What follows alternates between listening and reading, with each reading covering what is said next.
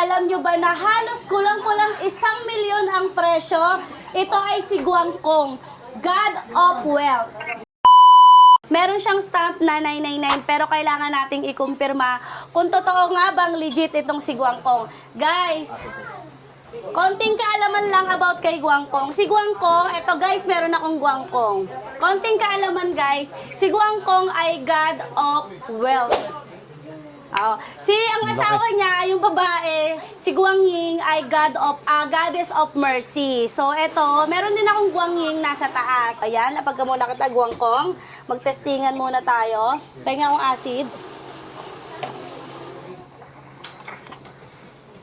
Bigat nito, sir, oh. Uy, alo, ginto. Ginto, oh guys. Sa acid test, gold siya. So, try natin sa machine.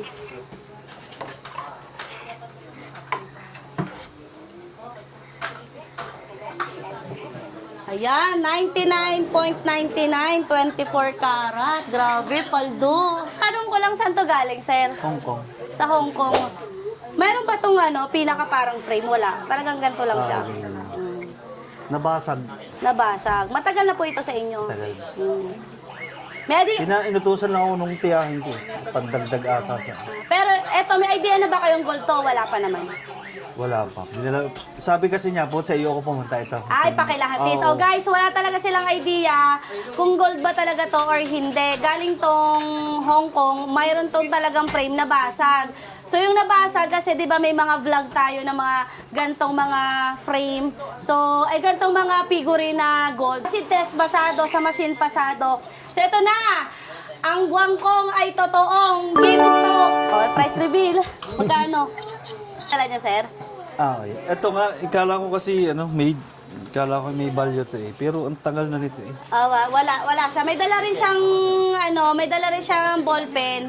Kaya lang walang value. Ito lang talaga ang bukod tanging may value si Guangkong, ang God of Wealth. Okay guys, ito ang presyo ni Guangkong. Tumataginting, mahigit kumulang. Grabe. Oh guys, ayan laki.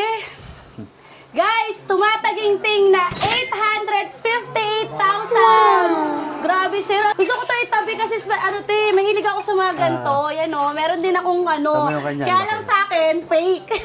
Hindi ba yan? Ano lang siya, figurine lang siya na gold-plated. Pero hindi siya tunay. Sayang kung may ganito rin akong tunay. Mas mabigat siya kung tunay. Mas mabigat. Guys, inabot siya ng 858,000. So, ayan, congrats sir.